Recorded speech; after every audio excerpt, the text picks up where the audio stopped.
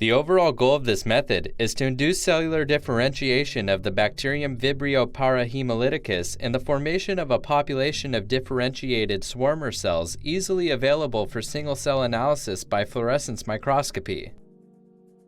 This method will help scientists understand how bacteria regulate the intracellular organization during cellular differentiation and morphogenesis.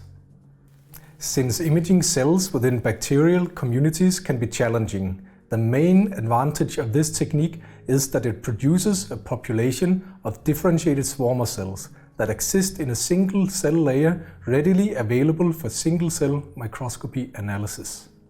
The implications of this technique extend toward a better understanding of how bacteria regulate changes in the cell cycle, cell morphology, and intracellular organization during cellular differentiation. Visual demonstration of this method is critical as reliable induction of cellular differentiation and the formation of cells available for single-cell analysis are difficult to achieve.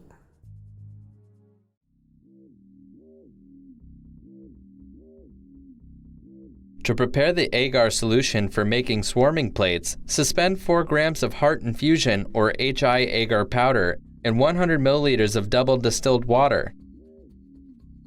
Carefully boil the HI agar solution in a microwave oven, shaking the bottle from time to time until the powder is dissolved.